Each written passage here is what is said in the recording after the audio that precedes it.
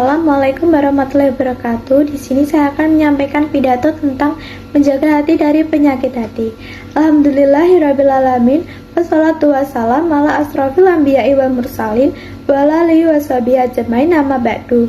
Teman-teman yang dirahmati oleh Allah Subhanahu wa taala, marilah kita mengawali kultum kali ini dengan mengucap puji dan syukur kepada Allah Subhanahu wa taala yang telah memberikan kita nikmat kesehatan, dan semoga Allah senantiasa menjaga hati kita dan melimpahkan rahmatnya kepada kita semua. Sholawat dan salam semoga selalu tercurah kepada Nabi Muhammad SAW yang telah mengajarkan kita cara menjaga hati jiwa agar selalu dekat dengan Allah. Dalam kesempatan kali ini, kita akan membahas tentang menjaga hati dari penyakit hati.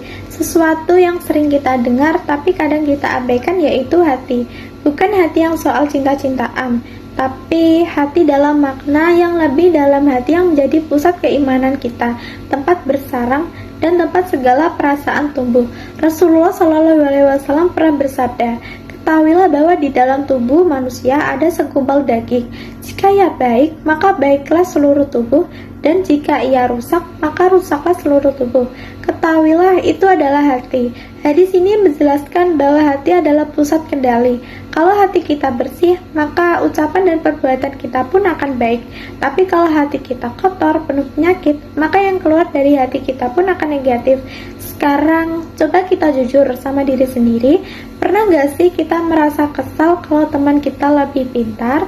Atau pernah gak sih kita bantu orang tapi hati kita berharap dapat imbalan atau biar dipuji? Nah, tanpa kita sadari. Itulah yang namanya penyakit hati. Yang paling sering muncul di usia remaja adalah dengki atau iri. Ketika teman kita lebih sukses, kita merasa tidak senang. Padahal nikmat itu adalah dari Allah dan seharusnya kita ikut bahagia. Allah mengingatkan kita lewat firman-Nya. Ataukah mereka dengki kepada manusia karena karunia yang telah Allah berikan kepadanya? Surah An-Nisa ayat 54. Allah tidak suka ketika kita iri dengan nikmat yang diberikan kepada orang lain, karena itu artinya kita tidak rela dengan keputusan Allah. Penyakit hati lainnya yaitu riya, melakukan sesuatu agar dilihat atau dipuji orang lain. Misalnya sholat tapi karena mau dipuji alim, atau bantu orang lain tapi sambil direkam atau dibuat konten.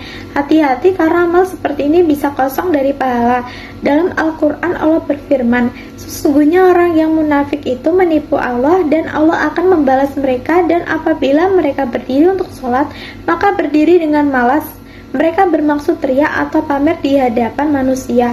Al-Quran Surah An-Nisa ayat 142. Penyakit hati juga gak kalah sombongnya, yaitu merasa paling hebat, paling tahu, paling keren. Padahal ilmu yang kita punya adalah titipan dari Allah. Ketika kita mulai merasa lebih daripada orang lain, saat itulah kita sedang merusak diri sendiri. Rasulullah SAW bersabda, tidak akan masuk surga orang yang dalam hatinya ada kesombongan, walau seberat biji sawi. Lalu bagaimana cara menjaga hati agar tetap bersih? Pertama, kita perlu sering mengingat Allah Subhanahu wa taala. Hati kita bisa keras karena terlalu sibuk dengan dunia. Tetapi saat kita banyak berzikir, sholat 5 waktu, dan mengaji, maka hati kita jadi lebih tenang. Ingat, hanya dengan mengingat Allah hati kita akan jadi senang. Ketika kita juga harus mengecek niat setiap kali mau melakukan sesuatu. Tanyakan kepada diri sendiri, ini karena Allah atau karena manusia? Berteman dengan orang yang baik juga membantu, karena lingkungan punya pengaruh besar. Dan jangan lupa terus berdoa. Bahkan Rasulullah SAW yang hatinya paling bersih pun, ia sering masih berdoa.